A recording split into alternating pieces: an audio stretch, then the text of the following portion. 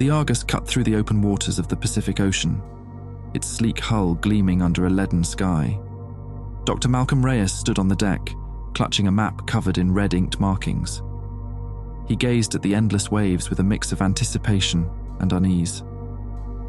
"This is it," he muttered to himself, tracing a finger along a specific point on the map. The coordinates matched the signal.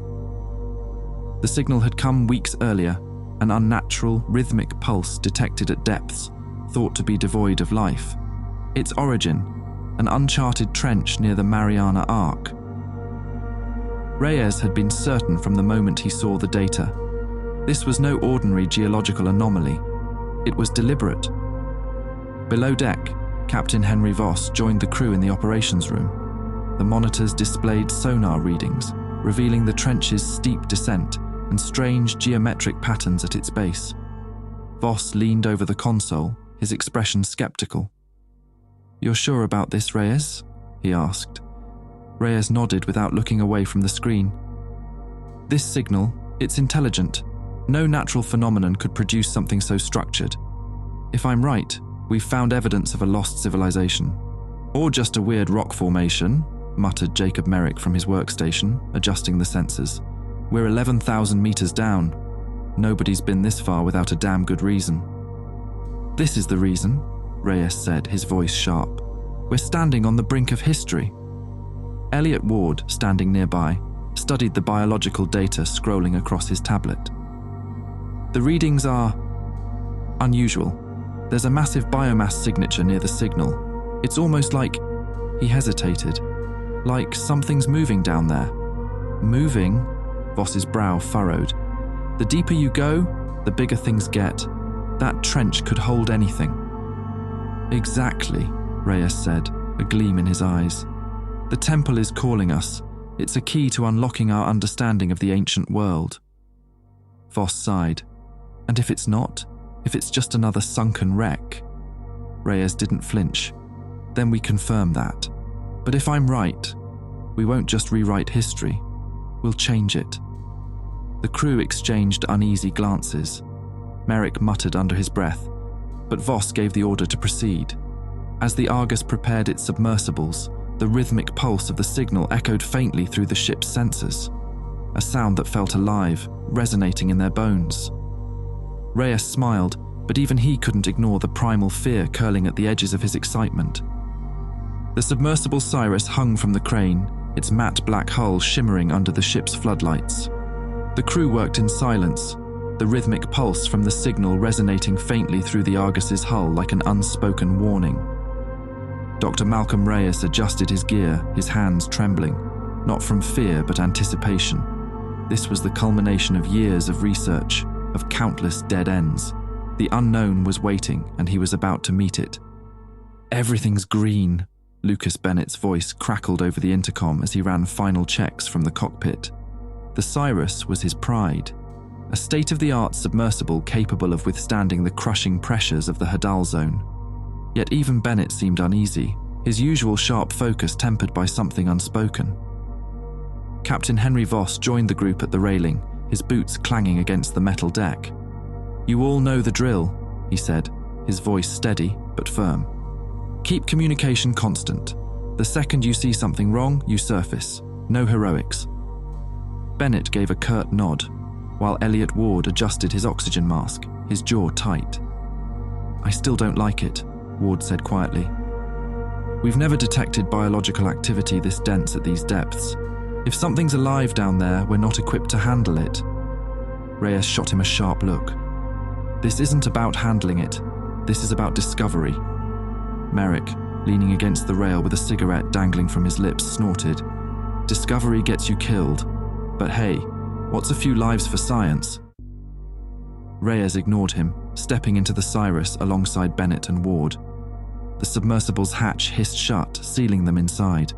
The lights dimmed briefly before the control panels lit up, casting a cold blue glow over the cramped interior. "Releasing tether," Voss's voice came through the radio. The crane lowered the Cyrus into the churning waves, the water swallowing it with a muted splash. Inside, the world turned to liquid darkness, the lights from the Argus fading rapidly as they descended. "Depth at 500 meters, Bennett reported. His hands moved deftly over the controls, guiding the submersible through the black abyss. "Visibility's dropping fast." Reyes leaned forward, his eyes fixed on the viewport. Outside, the faint glow of bioluminescent creatures flickered sporadically, a surreal dance of alien life. The rhythmic pulse of the signal grew louder, vibrating through the submersible like a heartbeat. "Sonar's picking up unusual terrain," Ward said, his voice tight. "We're nearing the trench." At 7,000 meters, the walls of the trench came into view, towering, jagged cliffs that loomed like silent sentinels. The Cyrus's lights swept across the rock face, revealing patches of smooth, geometric surfaces that seemed impossibly deliberate. "Those aren't natural," Reyes whispered, his voice reverent. "That's craftsmanship." Bennett adjusted the trajectory, the submersible descending deeper into the trench. The signal was deafening now, a rhythmic thrum that seemed to sync with their heartbeats. The geometric patterns grew more elaborate, forming arches and columns carved into the rock. "This is it," Reyes said, his breath fogging the glass. "The temple." The Cyrus settled on a narrow ledge, its lights illuminating a massive doorway etched into the cliffside. The carvings were intricate, depicting scenes of creatures, humanoid yet otherworldly, engaging in rituals beneath towering waves. Ward's face was pale as he examined the images. "This doesn't look like a place of worship," he muttered. "It looks like a warning." Bennett's hands tightened on the controls. "We should head back, mark the location and come back with more equipment." "No," Reyes snapped. "We go in. We've come this far." The silence that followed was thick, broken only by the pulse of the signal. Reluctantly, Bennett guided the Cyrus toward the doorway. As the submersible passed through, the lights flickered briefly, and a deep, guttural vibration reverberated through the water. "What was that?" Ward asked, his voice sharp. "Probably the current," Bennett said, but his hands were trembling on the controls. Inside, the darkness was absolute, swallowing the Cyrus whole. The faint glow of the temple walls was their only guide as they moved deeper into the unknown. The interior of the temple was vast and labyrinthine, its walls glowing faintly with bioluminescent patterns that pulsed in sync with the rhythmic signal. The Cyrus moved cautiously through a narrow passage, its powerful lights barely illuminating the alien architecture ahead. Dr. Malcolm Reyes pressed his face to the viewport, his breath fogging the glass as he tried to make sense of what he was seeing. This is impossible," he murmured. The carvings on the walls were more intricate here, depicting scenes of creatures performing what looked like complex rituals. Their forms were serpentine, their elongated bodies coiling through vast oceans, their heads crowned with angular appendages that gave them an almost divine appearance. "Look at the symmetry," Reyes continued, his voice trembling with a mixture of awe and fear. "This wasn't just built, it was engineered. Whoever, or whatever, created this temple was far more advanced than we are." Ward leaned closer to his monitor, scanning the biological data flooding the system. "I don't like this," he said. "The biomass readings are spiking. It's like the entire structure is alive." "Alive?" Bennett said sharply, glancing over his shoulder. "What does that mean?" "It's not literal," Ward said quickly, though his voice lacked conviction. "At least, I don't think so. The energy readings suggest some kind of ecosystem built into the temple itself, but it's massive beyond anything I've ever seen." The passage narrowed, forcing Bennett to slow the Cyrus to a crawl. The walls seemed to close in around them, the bioluminescent patterns growing brighter and more erratic. The signal was louder now, vibrating through the submersible like the tolling of a distant bell. "Careful," Voss's voice crackled through the comms. The Argus was still monitoring their progress from the surface, though the connection had grown increasingly unstable as they descended. "I'm getting some distortion up here. How's your visibility?" "Minimal," Bennett replied, his hand steady on the controls. "This passage is tight. If we're not careful, we'll get wedged in." "Then maybe we shouldn't be here," Ward muttered, his fingers flying over his instruments. These readings don't make sense. The energy signatures are off the charts, like we're approaching the source of a massive power surge. That's the point, Reyes snapped, his eyes locked on the carvings. We're on the verge of uncovering the greatest archaeological find in history. Don't you understand what this means? I understand it might get us killed, Ward shot back. This place isn't meant to be found. The passage suddenly opened into a cavernous chamber, its size dwarfing anything they'd seen so far. The walls were lined with towering columns, each one carved with the same strange symbols that adorned the doorway. At the center of the room was a massive structure, a pedestal-like platform surrounded by concentric rings of glowing glyphs. Bennett brought the Cyrus to a halt, his jaw tightening as he scanned the chamber. "This is as far as we go," he said firmly. "I'm not taking this sub any closer." Reyes ignored him, his eyes locked on the platform. "That's it," he whispered. "That's the source of the signal." "What is?" Ward asked, leaning forward. Reyes pointed to the platform. At its center was an orb, smooth and black, its surface reflecting the submersible's lights like a dark mirror. The rhythmic pulse emanated from it, louder now, almost deafening. "That's not natural," Ward said, his voice trembling. "That's technology." "Not just technology," Reyes said, his voice filled with reverence. "It's a relic, a key to something greater." The Cyrus's lights flickered briefly, and the pulse from the orb seemed to intensify, the vibrations rattling the submersible. Bennett's hands flew over the controls, stabilizing the vessel as the glyphs on the walls flared with sudden brightness. "We need to leave," Bennett said, his voice tight. "Now." "No," Reyes said, shaking his head. "We're so close, we can't turn back now." Ward gripped the edge of his console, his face pale. "This place isn't just ancient, it's active. We shouldn't be here." The orb pulsed again, and the bioluminescent patterns on the walls began to shift, rearranging themselves into new configurations. It was as if the temple were responding to their presence. "What the hell is it doing?" Bennett asked, his voice rising. Reyes leaned forward, his face inches from the viewport. "It's communicating." The cavernous chamber seemed to breathe around them, the glyphs on the walls pulsating in a rhythm that mirrored the signal's deafening thrum. Inside the Cyrus, the tension was palpable, the tight quarters amplifying the crew's unease. Each man's breathing was heavy, their fear thick and unspoken. "Communicating," Ward repeated, his voice strained. He glanced between Reyes and the black orb at the center of the platform. "With what? There's nothing here." Reyes didn't respond immediately, his gaze locked on the orb. Its surface seemed impossibly smooth, reflecting the Cyrus's lights like liquid obsidian. But as they watched, subtle ripples appeared, spreading across the orb like waves on a dark ocean. It wasn't a solid object, it was something alive. "That's not technology," Bennett said, his knuckles white as he gripped the controls. "It's organic." "Both," Reyes whispered, awe creeping into his voice. "It's a hybrid, a creation of something beyond our understanding." Ward shook his head, his voice rising. "We need to go, right now. This isn't a discovery, it's a trap." "Quiet!" Reyes snapped, his eyes darting to the orb. "Listen." The orb emitted a new sound, a low, resonant hum that wasn't just heard but felt. It resonated in their chests, a deep vibration that seemed to bypass their ears entirely.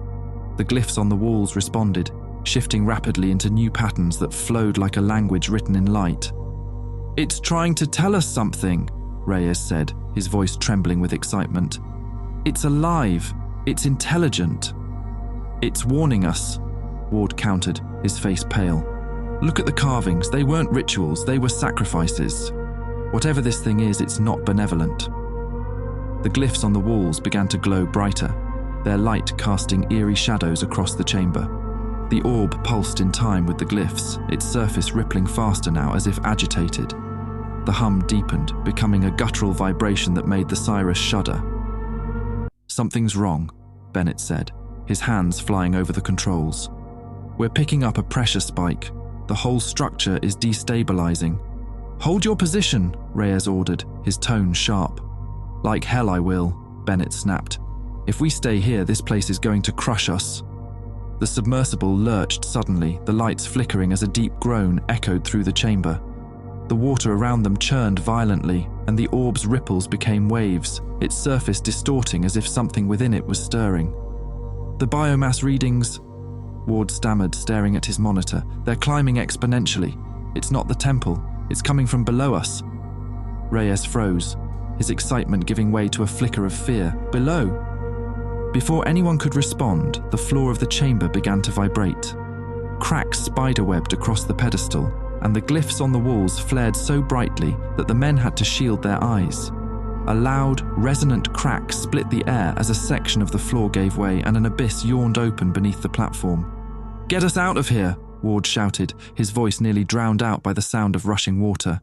"I'm trying!" Bennett yelled, his hands gripping the controls as he fought to stabilize the Cyrus. The submersible tilted precariously, its light sweeping across the chamber as chunks of the temple crumbled into the darkness below. Reyes clung to the side of his seat, his mind racing. He had wanted to find the truth, to uncover the secrets of the deep.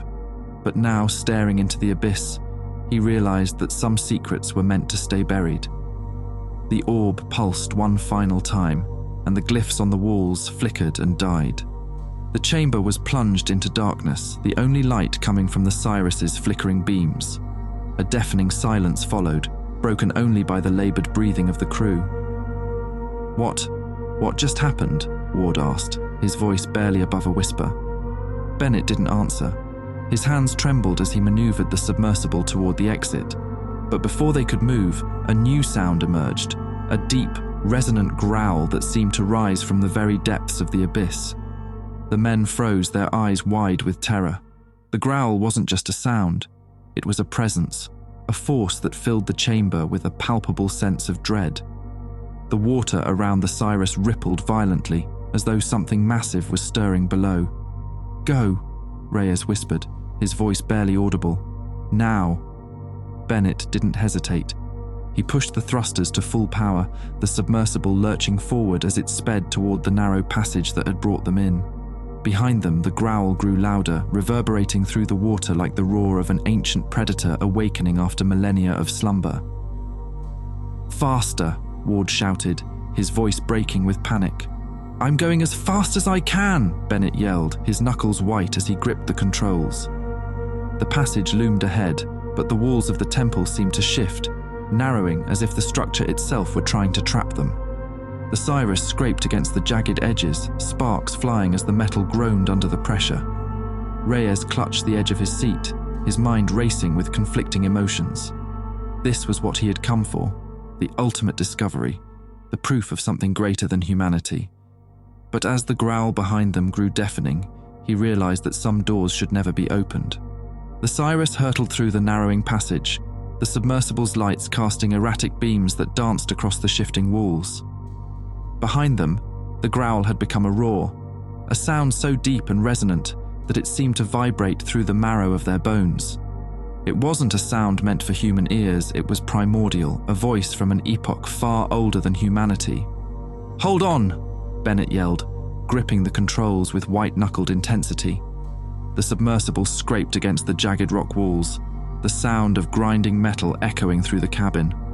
Warning lights flared on the control panel, alarms blaring as the Cyrus's hull groaned under the strain. Reyes clung to his seat, his heart pounding.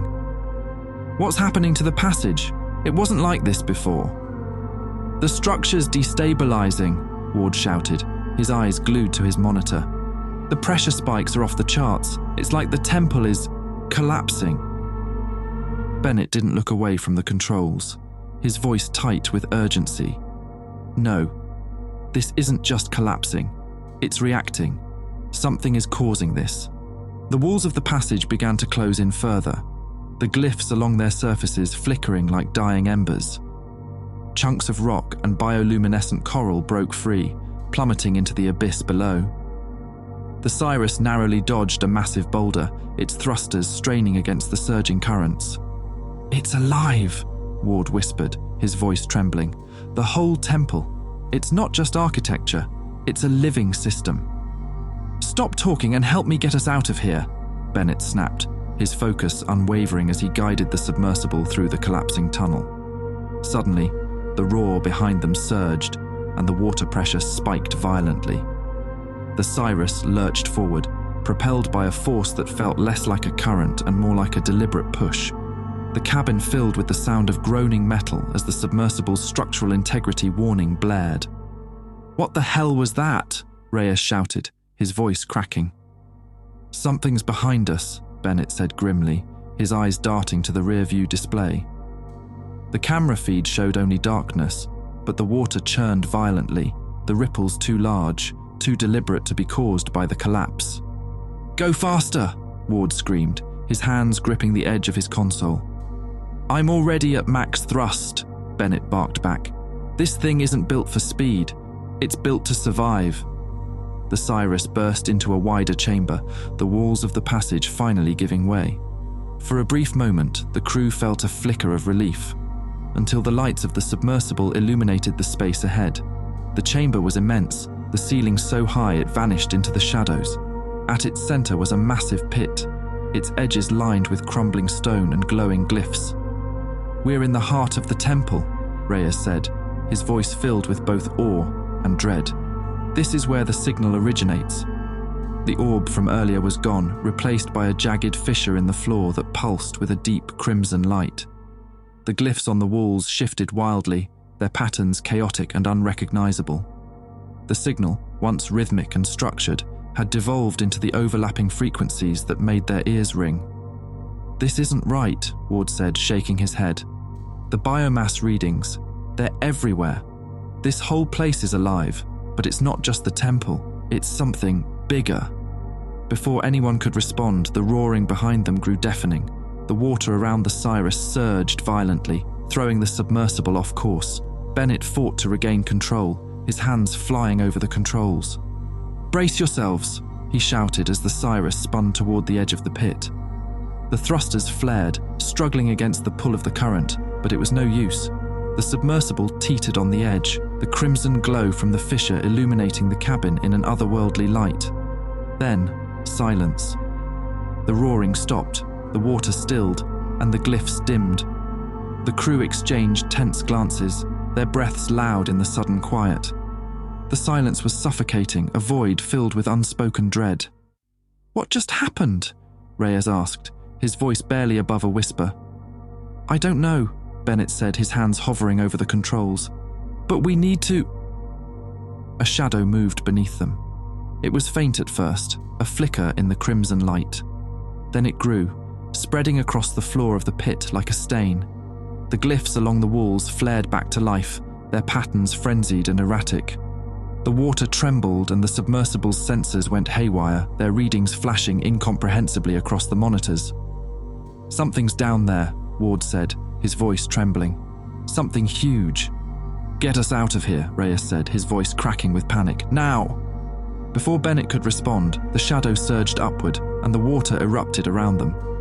The eruption of water around the Cyrus was so violent, it felt as though the submersible had been struck by a tidal wave. The cabin tilted sharply, throwing Reyes and Ward against the walls as Bennett wrestled with the controls. Lights flickered, warning alarms blared, and the submersible's metal hull groaned in protest. "What's happening?" Reyes shouted, his voice drowned out by the chaos.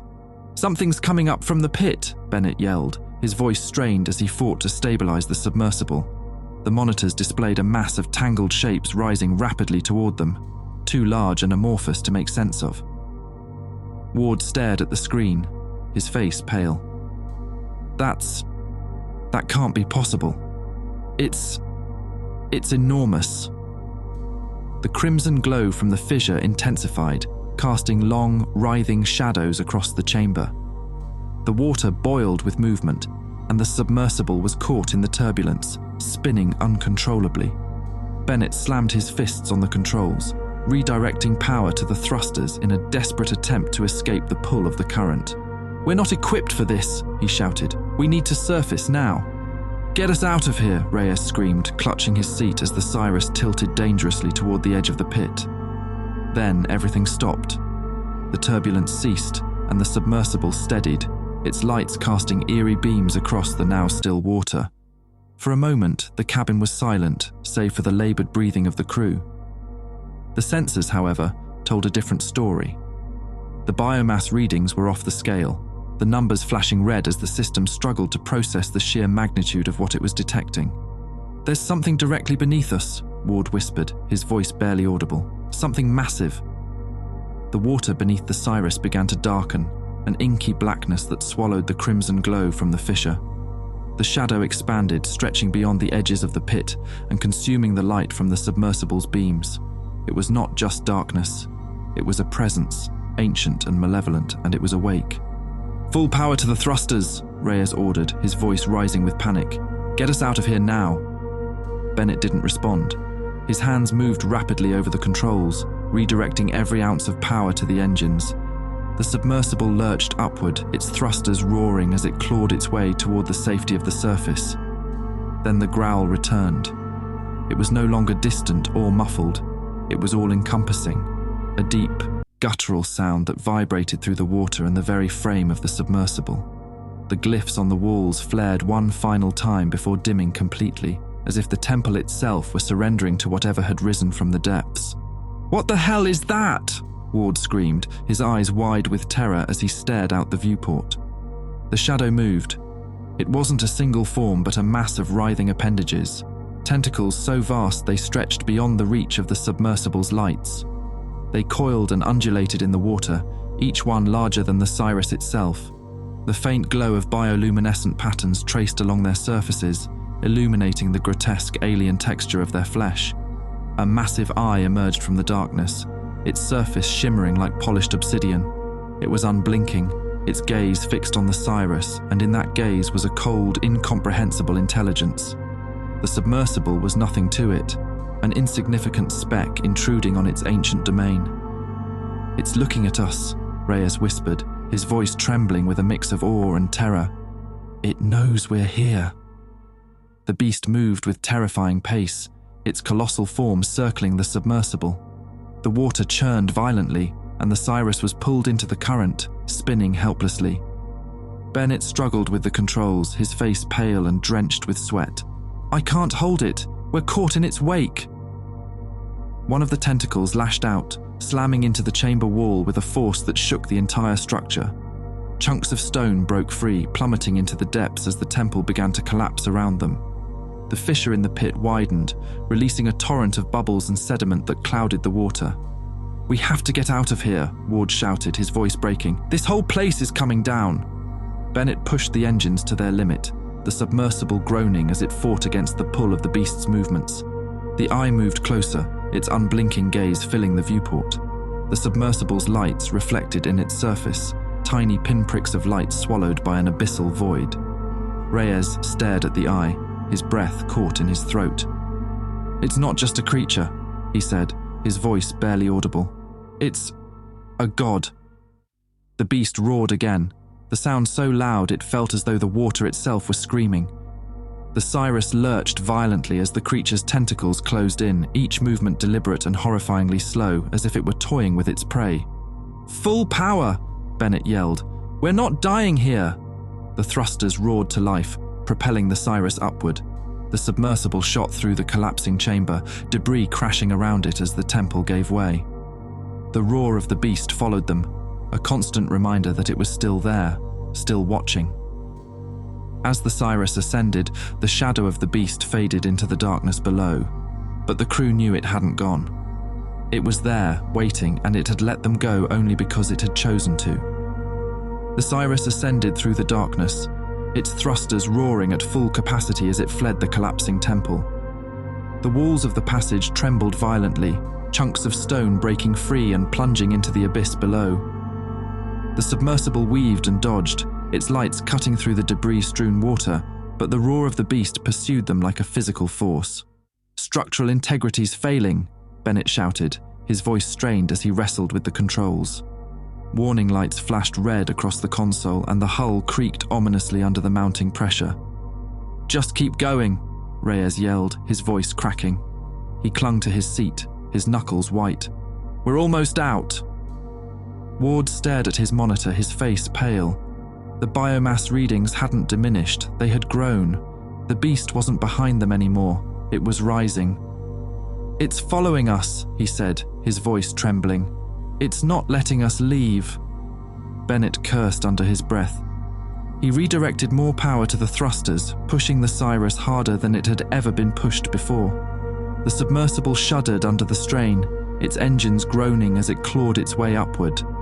Behind them, the roar of the beast grew louder, reverberating through the water like the tolling of a massive bell.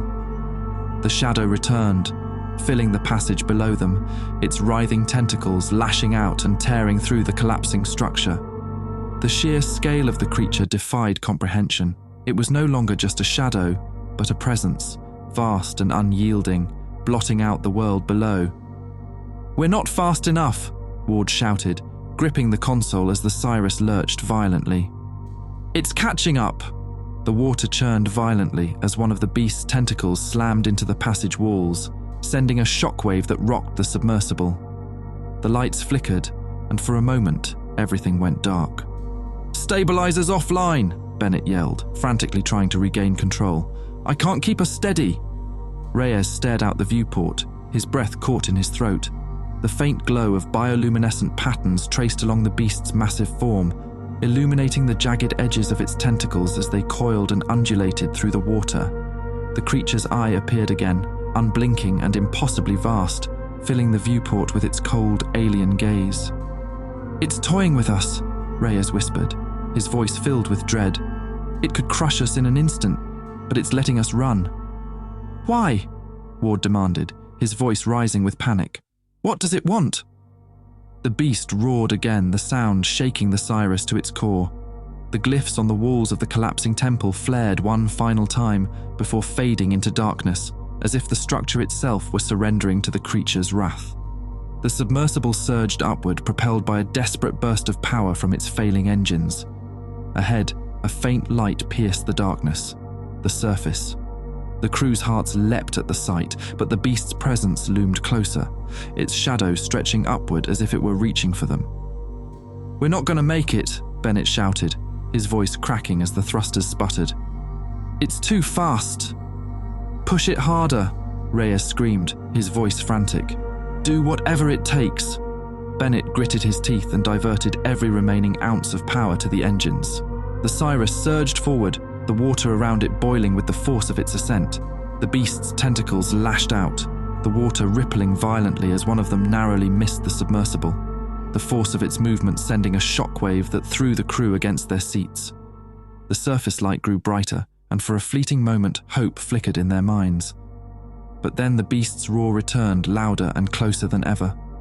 The water trembled, and the shadow beneath them surged upward, vast and inescapable. The Cyrus breached the surface in an explosion of water and steam, the submersible's engines sputtering and failing as it drifted into the open air. The crew gasped for breath, their bodies trembling with adrenaline. Above them, the sky was a pale grey, streaked with the faint glow of dawn. For a moment, it felt as though they had escaped.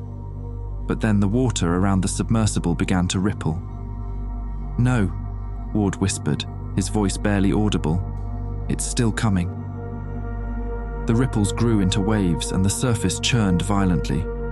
The shadow reappeared beneath the Cyrus, vast and all-encompassing, stretching far beyond the limits of their vision. The crew stared in horror as the water began to rise, displaced by something incomprehensibly large. The beast emerged. It rose slowly, the water cascading off its massive form in roaring torrents. Its skin was a grotesque patchwork of bioluminescent patterns and jagged scars, each detail more alien and terrifying than the last. Tentacles thicker than skyscrapers unfurled around it, their movements impossibly graceful for something so massive. The creature's head broke the surface, revealing a maw filled with countless rows of serrated teeth, each one glinting like polished steel. The crew was paralyzed with fear. The Cyrus, dwarfed by the sheer size of the beast, bobbed helplessly in the waves.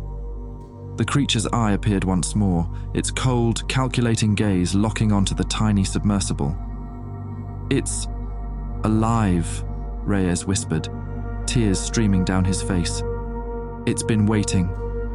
The beast let out a final, deafening roar, the sound echoing across the endless expanse of the ocean. The water surged violently, and the Cyrus was thrown upward, its hull groaning as it was caught in the massive waves. The crew screamed as the submersible was tossed helplessly, the beast's shadow consuming them entirely. And then, silence. The ocean stilled, the surface returning to its deceptive calm. The Cyrus was gone, swallowed whole along with its crew. The beast descended once more, its massive form vanishing into the depths, leaving no trace of its existence. Above, the faint light of dawn illuminated the empty sea, as if nothing had ever happened. The signal was gone. The temple was gone. Only the vast, endless ocean remained, a silent witness to the ancient predator that still lurked within its depths.